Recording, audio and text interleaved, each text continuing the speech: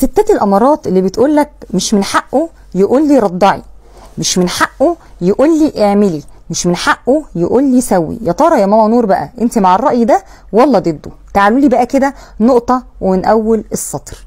هنبدأ مع بعض نقطة نقطة. هنتكلم بالنسبة لرضاعة الأطفال، يا ترى من حقه يلزمني بالرضاعة ولا مش من حقه يلزمني بيها؟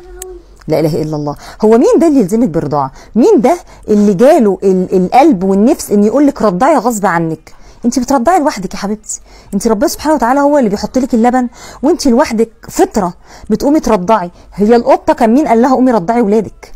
القطه اللي هي بتولد، وانا عندي قطط، القطه بتولد لوحدها اوتوماتيك بتقوم ترضع ابنها او عيالها، بترضعهم ازاي اللي هي القطط الصغيره عشان ما حدش يقول بترضع ابنها، بترضع زي القطط الصغيره. كان حد قال لها ليه؟ هو القط واقف جنبها يقول لها انت ملزمه انك ترضعي؟ اصل جوزها، نرجع بقى للستات، اصل جوزها بيقول لها انت ملزمه ترضعي. انت مين انت عشان تقول لها انت ملزمه ولا مش ملزمه؟ دي فطره من عند ربنا سبحانه وتعالى، ولا هو ينفع يقول لها رضعي ولا هي ينفع تقول انا مش ملزمه بالرضاعه. ان كونها رضعت او ما رضعتش هي مسؤوليتها قدام ربنا، هي لوحدها فطره بتقوم عايزه ترضع ابنها. امال اللبن ده اتحط عندها ليه؟ يعني هتنزل مثلا ايه هتشربه هي مثلا؟ سبحان الله. انا بحس ان احنا غير مخيرين في الجزئيه دي. انا ربنا اداني اللبن ده عشان ارضع بيه البيبي.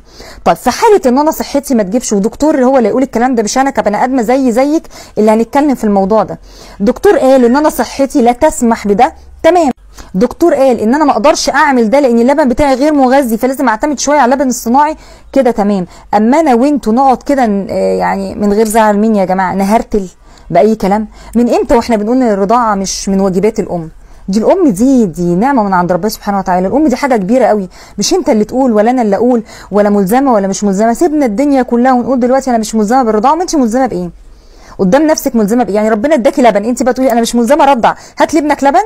عمرها ما تتقاس بالشكل ده، بالعكس. ولكن كمان انا عايزه اقول حاجه، زي ما انت ما ينفعش تقول لها رضعي لان هي معلش انت مين عشان تقول لها؟ هو ربنا سبحانه وتعالى هو اللي مديها رحمه من عنده، مديها لسه قايله من شويه فطره. يعني انت لوحدك هترضعي البيبي، مش محتاجه حد يقول لك قومي رضعي، انا لوحدي برضعه.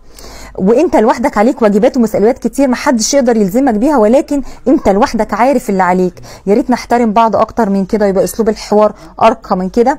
انت مش ملزم بشيء ولا انا ملزمه بشيء، الحكايه هتيجي باحترام ورقي ما بيننا، كل واحد عارف اللي ليه واللي عليه.